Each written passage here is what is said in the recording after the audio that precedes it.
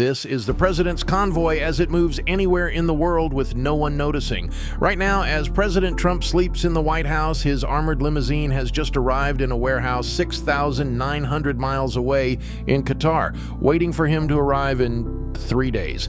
Not a replica, not a backup. The actual 20,000-pound beast that will protect him on Friday has been there since Tuesday morning, and if even one foreign intelligence officer figures out how this magic trick works, decades of American security development goes straight in the trash. Moving the president's motorcade overseas is nothing like shipping your Honda to Hawaii. You can't exactly call FedEx and say, hey, I need to ship an armored limousine with classified defense systems to the Middle East. No questions asked. Because the Beast isn't just a car, it's a rolling fortress with 8 inches of classified armor, 5-inch bulletproof glass, and doors that weigh as much as the ones on a Boeing 757. This thing can survive direct RPG hits, seal itself against chemical attacks, and maintain encrypted communication with the Pentagon while doing 60 down a highway. Every intelligence service on the planet would pay millions just to measure that armor with a ruler. So how does the Secret Service get 68 tons of America's most sensitive vehicles to Qatar without anyone examining them? The answer starts on a Sunday night at Joint Base Andrews, where loadmasters are loading the Beast into a C-17 military transport. It's about as easy as trying to park a bank vault inside an airplane while making sure the plane can still fly afterward. The Beast weighs 20,000 pounds. That's like stacking 6 Toyota Camrys on top of each other. Every inch of where it sits in that plane matters, because if you get it wrong, the aircraft's center of gravity shifts enough to turn a routine flight into everybody's worst nightmare at 30,000 feet. 3 loadmasters spend 45 minutes just positioning this one vehicle using laser guidance systems to get it perfect down to fractions of an inch. They secure it with chains that could hold the Beast even if the plane did a barrel roll, which nobody wants to test, but everybody has to plan for. That afternoon, the C-17 takes off using a call sign that will change 3 times before landing. Kind of like using fake names at a hotel, except the hotel is the entire sky and the fake names fool military radar. The pilots have security clearances, usually reserved for people who transport nuclear weapons, because the Pentagon figured out if you can be trusted with atomic bombs, you can probably handle the president's ride. The flight plan lists their cargo as diplomatic materials, which is technically true, the same way a shark could be described as seafood. For the next 14 hours, this flying warehouse full of armor follows military air corridors that stay completely separate from commercial routes. They're invisible to civilian radar, unlisted in any public database, basically flying through the night sky like Santa Claus if Santa carried state secrets instead of toys. Inside the cargo bay, it's not just the Beast. There's an entire motorcade in there. Ambulances carrying blood for transfusions that match the president's type, communication vehicles that can jam any electronic device within 500 meters, support vehicles with enough medical equipment to turn a Walmart parking lot into a trauma center. The pilots monitor weather at their destination, looking for the perfect conditions to land unseen. They'd rather circle for an hour burning thousands in fuel than touchdown when a Russian satellite might be watching, but before they can even think about landing, they have to coordinate 2 in-flight refuelings, the first somewhere around the Azores Islands, the second in the eastern Mediterranean. This is because the planes cannot land in foreign territory, even on U.S. bases, without getting searched for foreign listening devices again. Once refueled for the second time as they cross into Middle Eastern airspace, the final call sign change happens, and if anyone were monitoring, this is how you make 68 tons of presidential armor disappear into thin air, or in this case, into a warehouse that's about to become the most American piece of Qatar you've never heard of. The C-17 touches down at Al Udeid Air Base at exactly 3:17 in the morning local time, when the only people watching are Secret Service agents who've been standing on this particular piece of tarmac since yesterday. No ground crew rushes out with those orange sticks.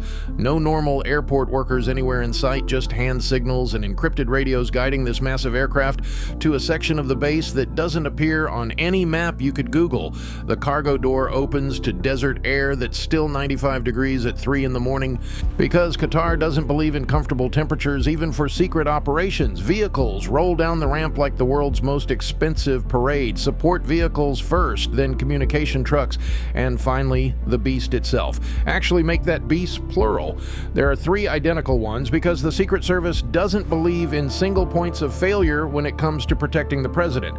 These vehicles drive through the base past Qatari military posts whose guards have sudden urgent business looking the other direction.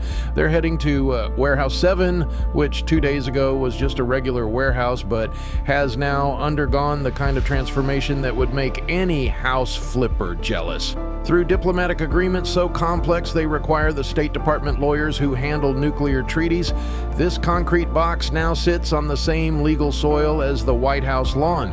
Inside, the warehouse looks like someone crossed a high-security garage with a paranoid fortress. The climate control runs at exactly 58 degrees Fahrenheit, not because anyone's worried about comfort, but because at the wrong temperature, the beast's rubber seals could degrade.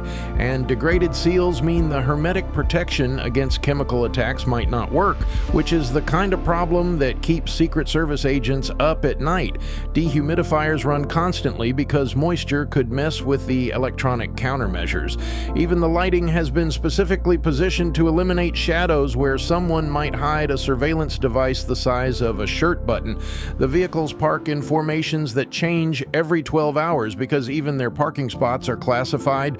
The 3 identical beasts sit in patterns designed to confuse anyone trying to figure out which one will actually carry the president. From above, if someone could somehow photograph through the roof, they'd see 3 identical limousines and have no idea which one matters. Support vehicles create visual barriers. It's like 3-card Monty, except the cards weigh 20,000 pounds each and cost $1.5 million. Marines arrived yesterday on a different flight, officially listed as embassy support personnel, which is technically true if you think of these vehicles as a very mobile, very armored embassy. These guys maintain a perimeter extending 2 miles from the warehouse, using equipment that can detect drones, telephoto lenses, even those parabolic microphones that look like satellite dishes. For the next 72 hours, they're living in this warehouse, sleeping on cots next to vehicles worth more than they'll make in their entire military careers, eating MREs while guarding what amounts to the world's most expensive garage. Meanwhile, the Secret Service agents here run security checks every 4 hours. Like helicopter parents checking on a baby, they inspect each vehicle for tampering, scan for new radio frequencies that shouldn't be there, check undercarriages with mirrors looking for magnetic devices, test communication systems to make sure nobody's messed with them. Outside the warehouse, everyone's playing an elaborate game of pretend. The Qatari military knows something important is in there, but officially knows nothing. The base commander provides security but doesn't ask questions. Local intelligence services, who normally track every American military sneeze, have suddenly turned into Stevie Wonder. But the Secret Service knows that someone is always watching, which is why they go to extreme lengths to mask the president while he's on a visit. The 3 beasts sitting in that Qatar warehouse are genuinely identical. Same armor, same weight, same everything. The Secret Service actually weighs them to make sure they're within 5 pounds of each other, because they discovered foreign intelligence services were using high-resolution photography to analyze tire compression. Apparently, someone figured out that a heavier car would make the tires bulge slightly differently, so now the Secret Service has to think about tire bulges. This is the level of paranoia required to protect the president. When President Trump arrives on Friday, all 3 beasts leave the warehouse taking different routes to the airport. Secret Service drivers who've been practicing on a replica course in Maryland execute what looks like automotive ballet on the tarmac.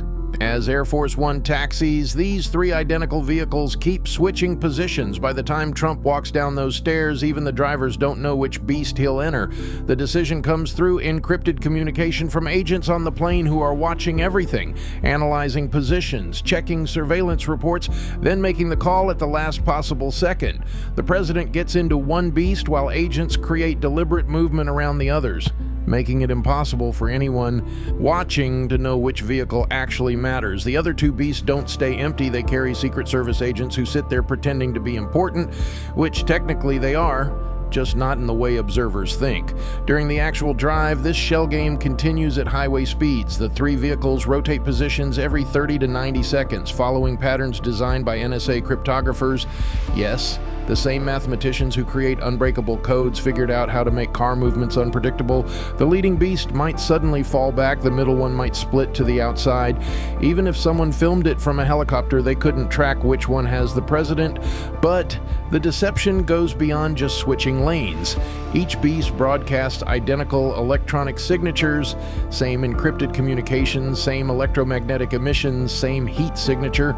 The Secret Service discovered that advanced militaries were using electronic surveillance to identify the presidential vehicle by its unique communication traffic, like finding someone by their Wi-Fi signal. Now, all three generate identical false traffic, creating so much electronic noise that remote identification becomes impossible. The communication vehicles add another layer to this game.